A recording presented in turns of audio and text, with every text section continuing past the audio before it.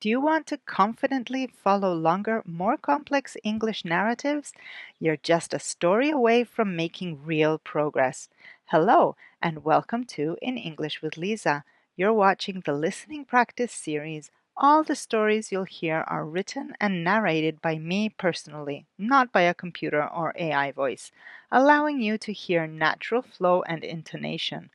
What deeper meanings or cultural insights will you uncover in today's story? Let's begin your journey to better listening. Seconds to Midnight, Chapter 1. The Message. Rachel Stone sits at her desk in the busy newsroom. She is a crime journalist who works for the Daily Herald newspaper. She started working there 5 years ago. The clock on her computer shows 6 p.m. on a cold Friday evening in December. Most of her colleagues already went home for the weekend.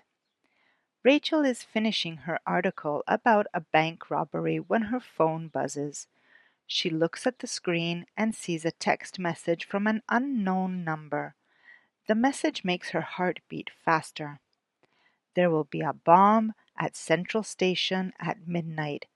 Many people will die. You are the only one who can stop it. Come to the old warehouse on 5th Street at 7 p.m. Come alone. Tell no one. A friend. Rachel reads the message 3 times. Is this real or just someone playing a cruel joke? She received strange messages before, but this one feels different. Her hands shake as she holds the phone. She looks around the empty newsroom. Should she call the police? But what if this person is telling the truth and the police scare him away? Then she will never find out more information. Rachel always was curious and brave. These qualities made her a good journalist, but they also put her in dangerous situations before. She checks her watch. It is 6:15 p.m. She has 45 minutes to decide what to do. She thinks about Central Station. It is the biggest train station in the city. On Friday nights, thousands of people travel through it. Families are going home after work. Young people are meeting friends. If there really is a bomb, many innocent people will get hurt. Rachel makes her decision. She will go to the warehouse and meet this mysterious person. She puts on her coat and picks up her bag. Inside her bag, she has her notebook, her phone, and a small voice recorder. She always carries these things when she's working on a story. Before leaving, she writes a quick email to her editor, Ben Collins. She does not tell him about the bomb threat, but she says she is following an important lead and will contact him later. She sends the email and walks to the elevator. Outside, the December air is cold and sharp. Rachel gets into her car and drives toward 5th Street. The old warehouse district is not a safe area of the city, especially at night. Many of the buildings are empty, and there are not many street lights. As she drives, Rachel thinks about her life. She is 29 years old and single. She lives alone in a small apartment. Her job is her life, and she loves finding the truth. But tonight, she wonders if her curiosity will put her in real danger. She arrives at 5th Street at 6:55 p.m. The old warehouse stands in front of her like a dark giant. Most of its windows are broken, and weeds grow around the building. Rachel parks her car and takes a deep breath. She checks her phone one more time, but there are no new messages. Rachel walks to the front door of the warehouse. It is slightly open. She pushes it and steps inside. The building smells of dust and old metal. She turns on the phone's flashlight and looks around. "Hello?" she calls softly. "I'm here. I got your message." For a moment there is only silence. Then she hears footsteps coming from the shadows. Chapter 1 Comprehension Questions. Number 1. What is Rachel's job? A. She is a police officer. B. She is a crime journalist. C. She is a teacher.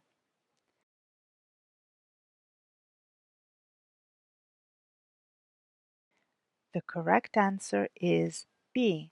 She is a crime journalist. Number 2. What time will the bomb explode according to the message? A. At 7 p.m. B. At 6 p.m. C. At midnight.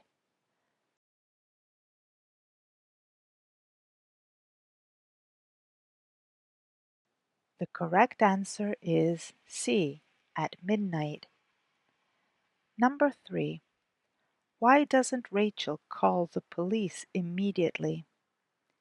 A. She thinks it's a joke. B. She's afraid the person will run away and she won't get more information. C. She doesn't have time.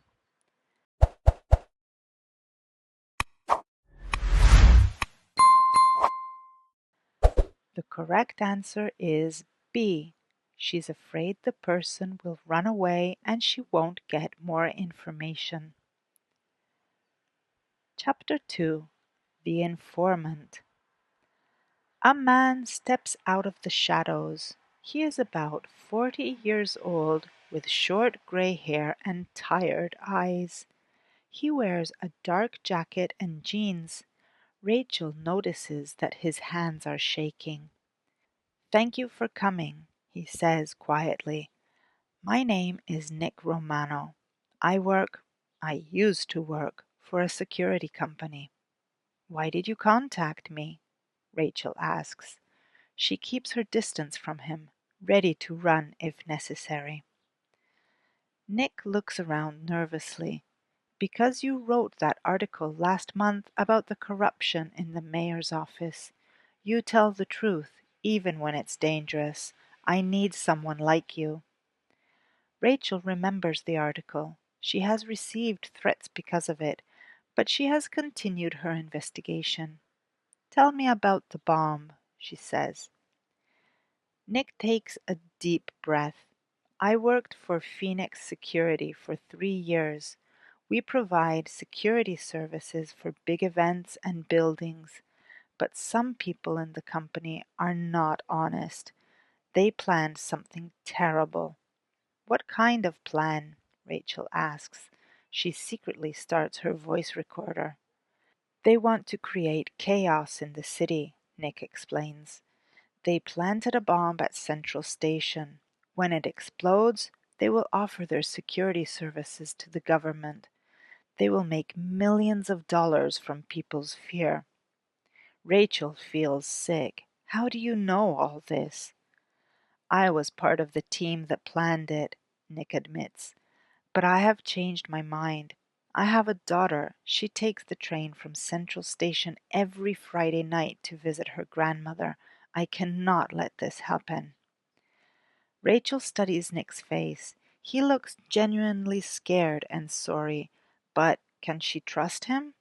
"Why don't you just call the police and tell them everything?" she asks. "I have no proof," Nick says, "and my boss, Victor Kane, has friends in the police department. If I go to them, Kane will know immediately. Then he will change the plan and we will never catch him." "So what do you want me to do?" Nick pulls out a piece of paper from his pocket. Kane keeps all the important documents in his office safe. The combination is his daughter's birthday, 150792. If you can get those documents, you will have proof of everything. Rachel looks at the paper. It has an address on it. Is this Kane's office? Yes, But you have to be careful. Kane has security cameras and guards. However, on Friday nights, most of the guards go home early. There will only be one guard in the lobby. Rachel checks her watch. It is 7:30 p.m. She has less than 5 hours before midnight. How do I know you're telling the truth? How do I know this isn't a trap? Nick's eyes fill with tears because I'm risking everything to stop this. If Kane finds out what I'm doing, he will kill me. But I cannot live with myself if I let innocent people die. Rachel thinks quickly. She has to make a decision. Trust Nick and try to get the documents, or walk away and hope he is lying. But what if he's telling the truth and she does nothing? There's something else, Nick adds. Kane hired someone to kill me tonight. He suspects that I might betray him. That's why I needed to contact you. If something happens to me, you are the only one who knows the truth. Rachel feels a chill run down her spine. What do you mean, kill you? Kane hired a professional assassin named Marcos Vega. Vega followed me for 2 days. I think he will try to kill me tonight after I meet with you. Rachel looks towards the warehouse entrance. Is he here now? I don't know, Nick whispers, but we don't have much time. Will you help me? Rachel made many difficult decisions in her career, but this is the hardest one. She thinks about all the innocent people at Central Station. She thinks about Nick's daughter. She thinks about the truth. Yes, she says finally, I'll help you, but first I need you to give me more details about Phoenix Security and Victor Kane. Chapter 2 Comprehension Questions. Number 1. What is Nick's job? A. He is a police officer. B. He works for a security company. C. He is a journalist.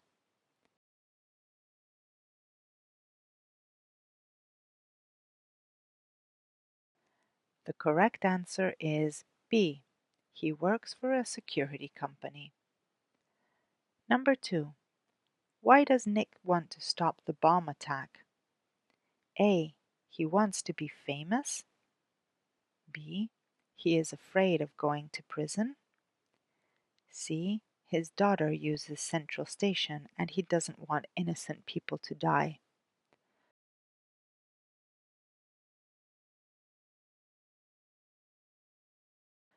The correct answer is C. His daughter uses Central Station and he doesn't want innocent people to die. Number 3. What does Nick want Rachel to find in Kane's office? A. Money. B. Documents that prove the bomb plan. C. Weapons.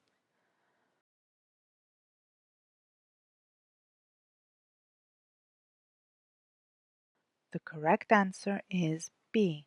Documents that prove the bomb plan. Chapter 3. Race Against Time. Rachel and Nick leave the warehouse together. Nick gives her detailed information about Phoenix Security's office building. It is located in the business district, about 20 minutes away by car. The office is on the 15th floor, Nick explains as they walk to their cars. Kane's personal office is at the end of the hallway. The safe is behind a painting of the city skyline. What about security cameras? Rachel asks. There are cameras in the hallways, but Kane's office has a blind spot near the window. If you stay close to the wall, the cameras won't see you clearly. They reach their cars.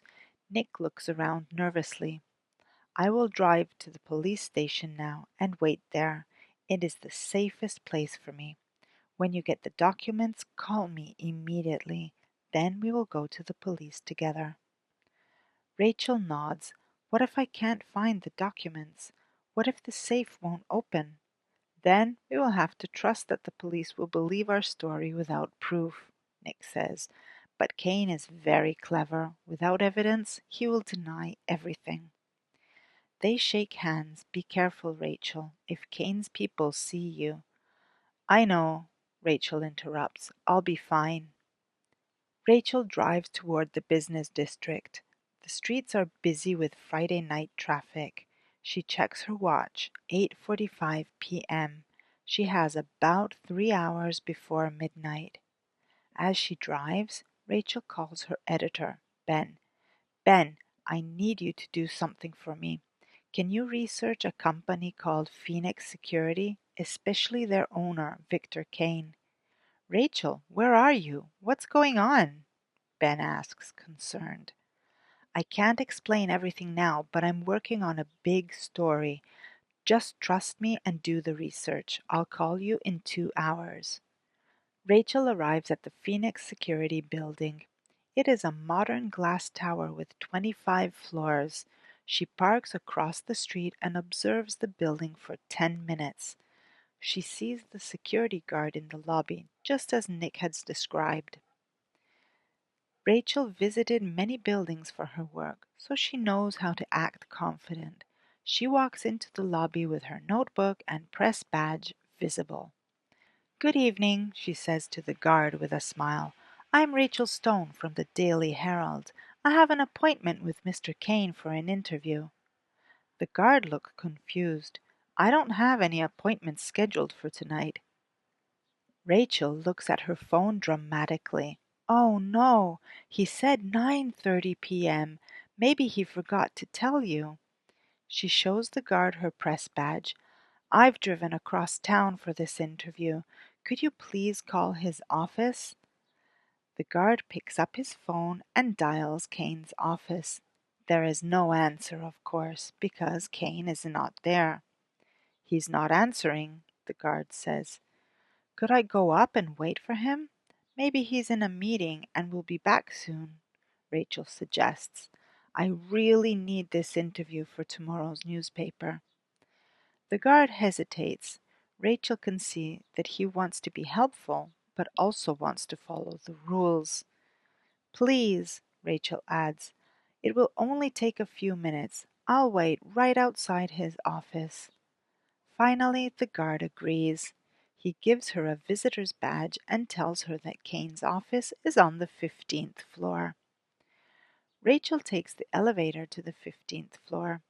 Her heart is beating fast. The hallway is empty and quiet.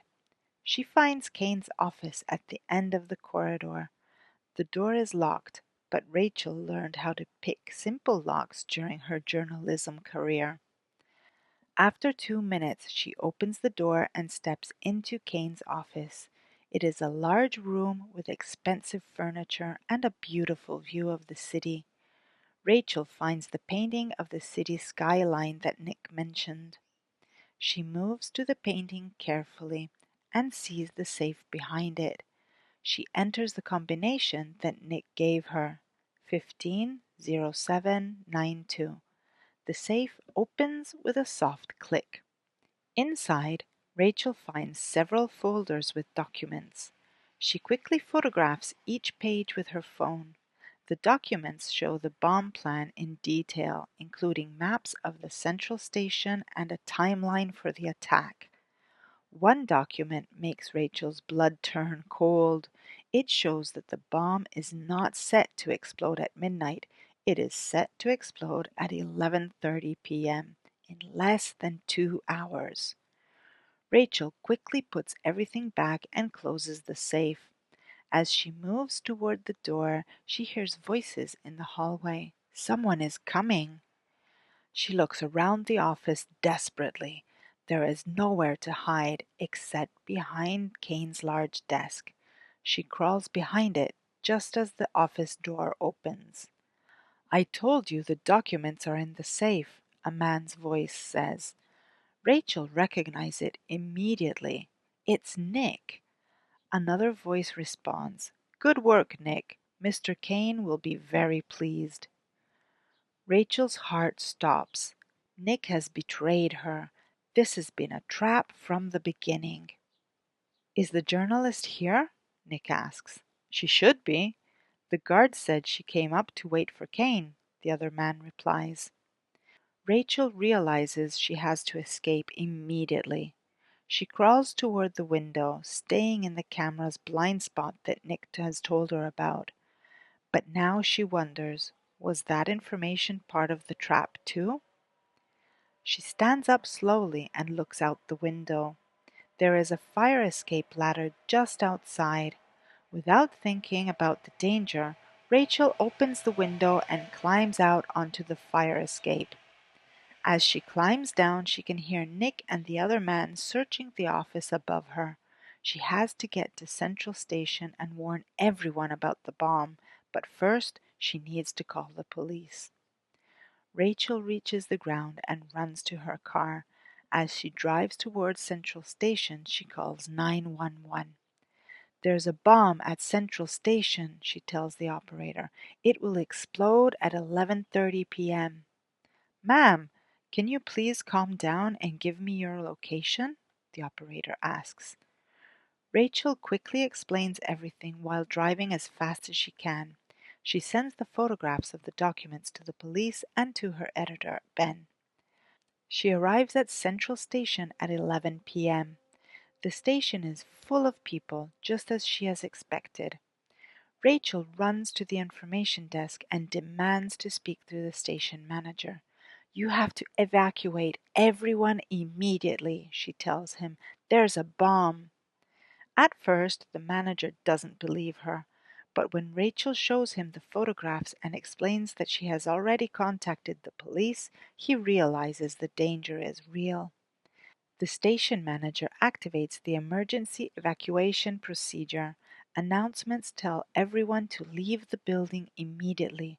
Police and bomb squad teams arrive within minutes. At 11:25 p.m., with only 5 minutes before the bomb is supposed to explode, the bomb squad finds the device hidden in a storage room. They successfully disarm it within seconds to spare. Later that night, the police arrest Victor Kane and several members of his organization. They also arrest Nick Romano. The truth about Nick is shocking. He was working with Kane all along, but he changed his mind at the last minute. Nick really did have a daughter who used Central Station, and when he realized the bomb could kill her, he decided to betray Kane and save everyone. However, Kane discovered Nick's plan and sent his men to capture both Nick and Rachel. Nick's betrayal in Kane's office was not real. Kane's men forced him to trick Rachel, but by then it was too late because Rachel had already found the evidence. Rachel's story appears on the front page of every newspaper in the country. She saved hundreds of lives and exposed a dangerous criminal organization. But as she sits in her apartment the next morning, drinking coffee and reading the news coverage, Rachel thinks about how close she came to death. She also thinks about trust and how difficult it can be to know who is telling the truth. Her phone rings. It's Ben, her editor. "Rachel," he says, "that was incredible work. How did you know you could trust that informant?" Rachel looks out her window at the city below. "The truth is, Ben, I didn't trust him. But sometimes you have to take risks to save innocent lives. That's what good journalists do." Chapter 3 Comprehension Questions. Number 1. What does Rachel discover about the bomb's timing when she finds the documents? A. The bomb will explode at midnight as originally planned. B. The bomb will explode at 11:30 p.m., earlier than expected. C. The bomb has already exploded.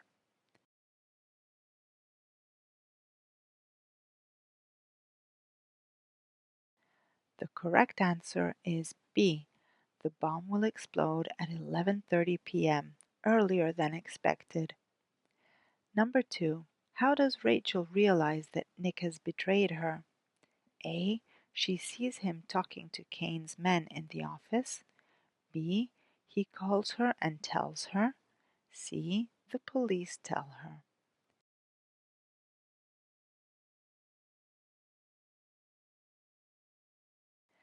The correct answer is A.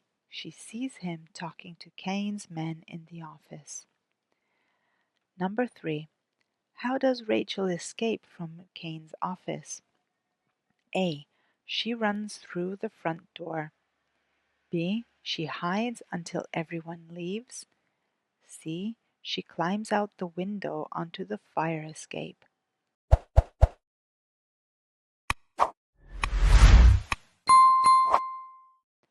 The correct answer is C. She climbs out the window onto the fire escape. Epilogue. 3 months later, Rachel sits in a courtroom watching Victor Kane receive his sentence. The judge gives him life in prison for terrorism and attempted murder. Kane's security company is closed forever, and several corrupt police officers who worked with him are also going to prison. Nick Romano receives a lighter sentence because he helped save lives. His lawyer explained to the court that Nick was originally part of Kane's plan, but his love for his daughter made him change his mind. The judge understands Nick's situation and gives him only 5 years in prison. After the trial, Rachel meets Nick's daughter, Sophia, outside the courthouse. Sophia is 16 years old with her father's tired eyes, but she smiles when she sees Rachel. "Thank you for saving my father," Sophia says. "He made terrible mistakes, but he's still my dad. Because of you, he will come home someday." Rachel feels emotional. Your father was brave in the end. He chose to do the right thing. As Rachel drives home, she thinks about the past 3 months. She has won several journalism awards for her story, and many newspapers have offered her better jobs. But she decided to stay at the Daily Herald. She likes working with Ben, and she wants to continue finding the truth in her own city. Rachel's phone buzzes with a text message. For a moment, her heart beats faster, remembering that night 3 months ago. But the message is from Ben. "Great work on the city council story. Want to get dinner tonight?" Rachel smiles and types back, "Yes, but nowhere near Fifth Street."